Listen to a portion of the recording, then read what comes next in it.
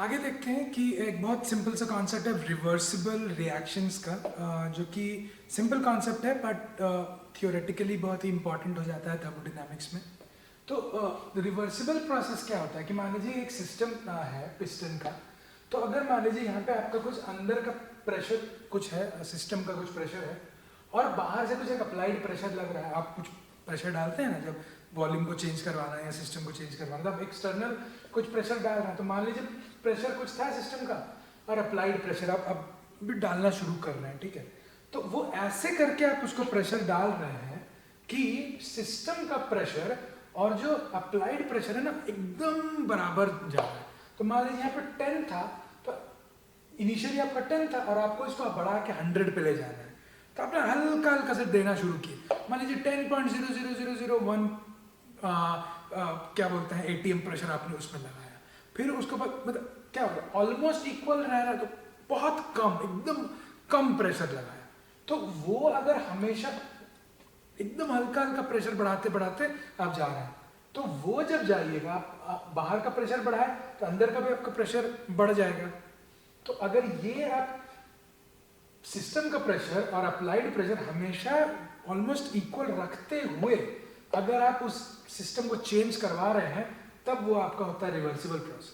हमेशा ये वैलिड होगा। तो क्या होगा कि और उतने टाइम तक आपको रुकना होगा ताकि आपने वो जो 10.00001 जो दिया, आपको उतना रुकना होगा कि वो फिर उतने पोजीशन पर रीच कर पाए। अंदर का जो प्रेशर है, जब आप प्रेशर बाहर से बढ़ाइएगा तो अंदर का भी प्रेशर चेंज होगा, है ना। तो आपको उतना टाइम देना होगा कि इक्विलिब्रियम पे पहुंचे।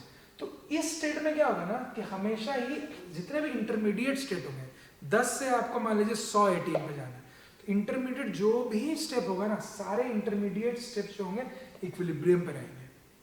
तो ऐसे बोला जाता है कि all changes in the system and surrounding can be restored bye reversal of direction. ठीक है, मतलब थोड़ा सा भी जो चेंज किया ना उसको तुरंत से हम रिवर्ट बैक कर सकते हैं। 10.00001 से ना तुरंत 10 पे आ जाएंगे, तो सिस्टम पे भी कोई असर नहीं होगा और सराउंडिंग पे भी कोई असर नहीं होगा। तो लग रहा है ना कि थोड़ा इम्पॉसिबल टाइप का ये एक सिचुएशन है, हाइपोथेटिकल सिचुएशन है। इसीलिए रिवर्सिबल प्रोसेस जो थर्मोडायनामिक्स में पढ़ेंगे ना, हाइपोथेटिकल सिचुएशन है। उसमें क्या होता है कि आप एक सिस्टम से दूसरे सिस्टम में तो जा रहे हैं, but infinite number of steps में जाना पड़ रहा है। क्यों? क्योंकि तभी आप ये वाला चीज वैलिड हो पाएगा कि एकदम स्लो, इन्फिनिटली स्लो में जा रहा है, क्वाजी स्टैटिक पहुंच जा रहा है, मतलब ऑलमोस्ट स्टैटिक ही है वो, एकदम चेंज हो रहा है लेकिन ऑलमोस्ट स्टैटिक ही है, क्वाजी स्टैटिक है। ठीक है, तो इन्फिनिटली स्लो करना पड़ेगा। इन्फिनिटली स्लो मतलब infinite number of small steps में। तो इन्फिनाइट नंबर ऑफ स्मॉल को इन्फिनिटेसिमल बोलते हैं। इन्फिनाइट नंबर ऑफ स्टेप्स में करना होगा। फिर बोल रहे हैं कि नो डेसिपेशन इफेक्ट, में कोई एनर्जी लॉस कहीं से नहीं होगा, ना फ्रिक्शन से होगा, ना विस्कोसिटी से होगा, ना आपको रेजिस्टिविटी अंदर का, उससे इलेक्ट्रिकल रेजिस्टिविटी अगर सिस्टम की कुछ है तो उसका कुछ लॉस नहीं हो रहा है। या मान लीजिए कि आपको हिस्टेरेसिस लॉस जो था मैग्नेटिक चीज़ों का, वो हिस्टेरेसिस लॉस भी नहीं, कोई लॉस नहीं हो रहा, कोई एनर्जी लॉस नहीं है। तो इसीलिए ये पूरा सीन, जो पूरा जो रिवर्सिबल प्रोसेस है ना, ये हाइपोथेटिकल होता है। ठीक है, ये पूरा जो करने के लिए आपको जो ये करना पड़ेगा ये हाइपोथेटिकल हो जाता है, because this is almost impossible, it is impossible to do this. लेकिन अगर आप कर पाते हैं तो हर स्टेप, जो हर इंटरमीडिएट स्टेप ना अपने आप में रिवर्सिबल हो जाता है। सो बोलते हैं कि all changes in the system and the surrounding can be restored by the reversal of direction of the process without producing any changes in the system और सराउंडिंग। कोई चेंजेस नहीं आएगा और आप हर स्टेप में उसको आप बैकवर्ड ले जा सकते हैं। ठीक है, तो इसीलिए रिवर्सिबल प्रोसेस होने के लिए आपको क्वाजी स्टैटिक में जाना पड़ेगा कि ऑलमोस्ट स्टैटिक है। लेकिन इसका मतलब ये नहीं कि हर क्वाजी स्टैटिक रिएक्शन जो दुनिया में है, बहुत कुछ स्टैटिक या क्वाजी स्टैटिक स्टेट में होता है ना, कुछ नहीं हो रहा है। मान लीजिए यहाँ पे ये रखा हुआ है, कुछ नहीं हो रहा है, स्टैटिक है, कुछ प्रॉब्लम नहीं। लेकिन इसका मतलब ये है कि रिवर्सिबल प्रोसेस है नहीं। इसीलिए यहाँ पे इस तरह का वेन डायग्राम है, जैसे क्वाजी स्टैटिक प्रोसेस बहुत हो सकता है, लेकिन हर क्वाजी स्टैटिक प्रोसेस रिवर्सिबल नहीं होगा। लेकिन रिवर्सिबल होने के लिए चीज को क्वाजी स्टैटिक होना पड़ेगा। ठीक है, ये बहुत ही सिंपल कॉन्सेप्ट है, समझ लीजिए। अभी बाद में जाके मतलब यूज आता है इसका, तो लोग कंफ्यूज करते हैं कभी कभी। ठीक है, तो इसको आप समझ गए। रिवर्सिबल छोड़ के अगर कोई भी हो गया तो वो इरिवर्सिबल हो जाता है। ठीक है, ओके। तो ये लेकिन कॉन्सेप्ट जो है ये आपका इक्विलिब्रियम का जो रिवर्सिबल है वो होता है, ठीक है, वो फॉरवर्ड भी रिएक्शन जाता है और बैकवर्ड भी रिएक्शन, वो अलग कॉन्सेप्ट है। ये लेकिन रिवर्सिबल प्रोसेस ये एक ऐसा प्रोसेस है जहाँ पे एक स्टेट चेंज कर रहे हैं आप। एक स्टेट से मतलब एक स्टेट क्या होता है कि मान लीजिए आपका PV है इस तरह का, तो मान लीजिए ये एक जो डॉट है ना वो एक स्टेट हो जाता है। क्यों? कि उसका P आपको पता है, V आपको पता है, उसका टेम्परेचर भी शायद आपको पता है, तो PVT N सब पता है, तो ये आपका स्टेट हो गया। ये स्टेट A है मान लेते हैं। अब अगर मान लीजिए स्टेट B पे आप जा रहे हैं तो ये एक प्रोसेस हुआ ना चेंज करने का, A से B में जाने का ये प्रोसेस हुआ। ये प्रोसेस रिवर्सिबल तभी होगा जब ये सब चीज़ें होगा। और रिएक्शन जो रिवर्सिबल रिएक्शन और फॉरवर्ड रिएक्शन और बैकवर्ड रिएक्शन वो अलग चीज़ होता है, ठीक है, ये अलग चीज़ है, इस चीज़ को ध्यान रखिएगा। ठीक है, चलिए आगे बढ़ते हैं। इसमें बहुत एक एक्साइटिंग कॉन्सेप्ट इंट्रोड्यूस हो रहा है जिसका नाम है कांस्टेंट प्रेशर प्रोसेसेस। क्यों कांस्टेंट प्रेशर पढ़ना इंपॉर्टेंट है? देखिए हम जब अभी एनवायरनमेंट में है ना, तो यहाँ पे प्रेशर ऑलमोस्ट नहीं चेंज होता है।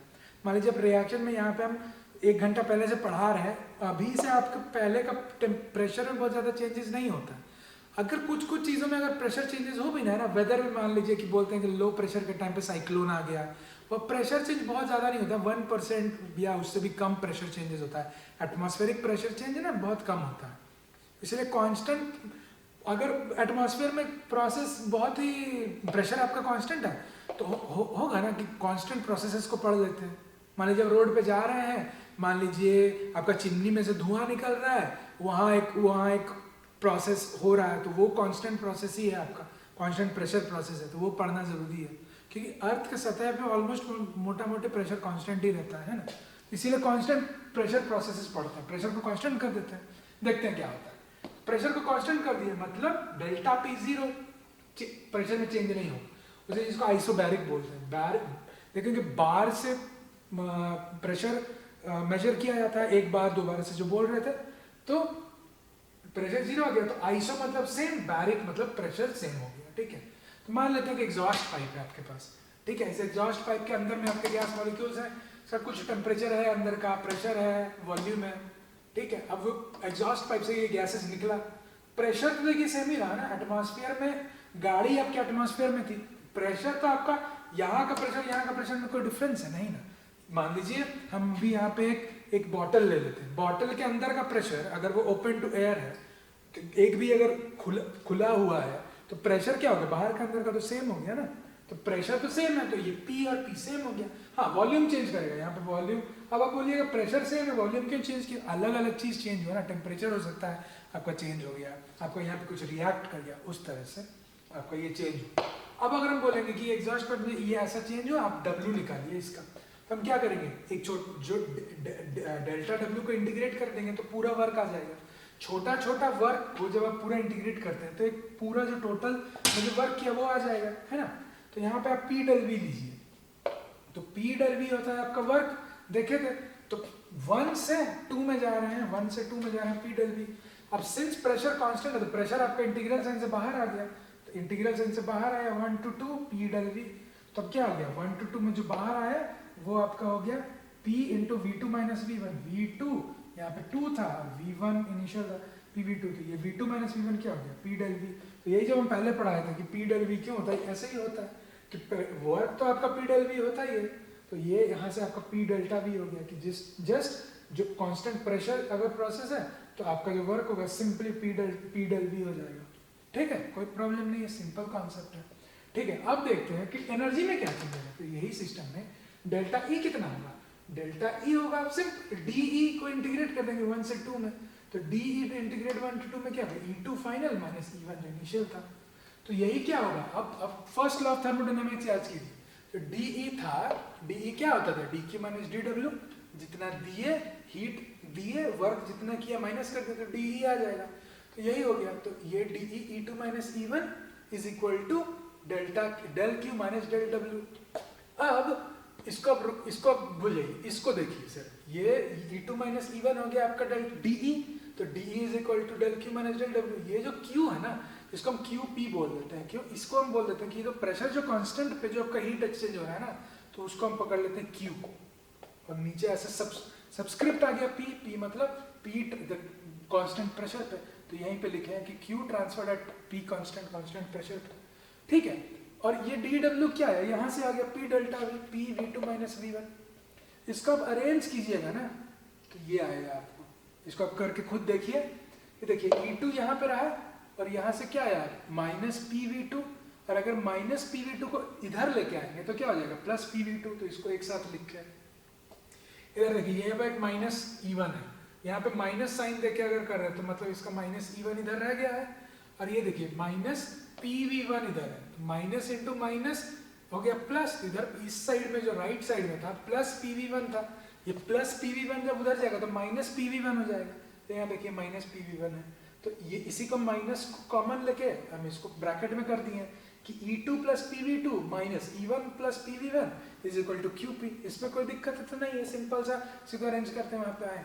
अब ये देख रहे हैं ये कैसे हो रहा है, E2 PV2 E1 PV1, तो एक नहीं लग रहा है कि कांस्टेंट प्रेशर पे ये एक ग्रुप बना रहा है, एक अगर हीट को अगर ऐसे लिया जाए तो ये E और PV एक ग्रुप बना रहा है, तो इसी और E और PV को ना ग्रुप जो बना रहा है हम बोलते हैं कि ठीक है हम इसको ग्रुप बना ही रहा है तो इसको हम साथ में पढ़ लेंगे, है ना।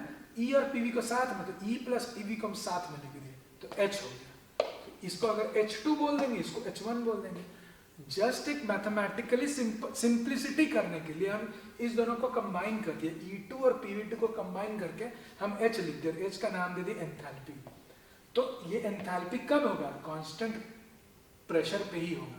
कांस्टेंट प्रेशर पे E प्लस PV एक ऐसा फंक्शन नया क्रिएट होता है, सिंप्लीफाई करने के लिए हम इसको H बोल देते हैं, ठीक है, कांस्टेंट प्रेशर पे। तो ये आगे देखते हैं इसको कैसे यूज करेंगे। यहाँ देखिए यही था जो वहां पे जो लिखे थे वही यहाँ पे फिर से लिखे हैं, E2 plus PV2 minus E1 plus PV1 is equal to QP, जो पहले था वही लिखे हैं। ये क्या था, E प्लस PV को हम बोल रहे हैं कि एक आसानी से लिखने के लिए इसको हम H पर बता देते हैं, तो ये क्या आ गया H2 माइनस H1, यही तो लग रहा है ना, ये E2 PV2, P यहाँ और P यहाँ तो कॉमन है, एक ही है दोनों, तो इसीलिए ये हो गया आपका H2, ये वर्क H1, तो H2 minus H1 is equal to QP, यही हो गया डेल्टा H। यही हो गया आपका एंथैल्पी का फॉर्मूला है कि delta H equal to H2 minus H1, ये आपका QP के बराबर होगा। अगर आपको बोला जाए कि एंथैल्पी चेंज कितना हो रहा है, आपका कांस्टेंट प्रेशर एक प्रोसेस है और बोल रहे हैं कि जैसे एग्जॉस्ट से ऐसा निकला, यहां से यहां पे गया, और हम बोल रहे हैं कि हम Q हीट यहाँ पे एक्सचेंज किया, हम बोल रहे हैं एंथैल्पी चेंज बचाइए। अब बता दीजिए एंथैल्पी चेंज आपका सिंपल होगा, जितना Q चेंज होगा उतना ही एंथैल्पी चेंज होगा, बस सिंपल है। हम E प्लस PV को बता रहे थे, अभी हम बोल देंगे उसको क्लब कर दिए एक साथ और बोल दिए एंथैल्पी, सिंपल हो गया चीज। अब सिंपल बोलेगा एंथैल्पी चेंज कितना हो रहा है, जब ये प्रोसेस हो रहा है तब बोल दीजिए जितना Q चेंज हुआ, जितना हीट एक्सचेंज जितना हुआ उतना ही एंथैल्पी चेंज हो गया।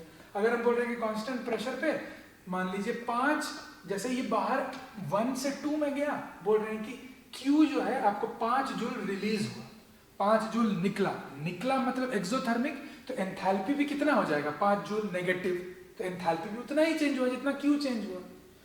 Q और एंथैल्पी अब समझ में आ रहा है, वही चीज Q और एंथैल्पी को हम यहाँ पे मैच कर दिए, E प्लस PV को हम एक कॉमन एंथैल्पी बोल दिए इजी करने के लिए।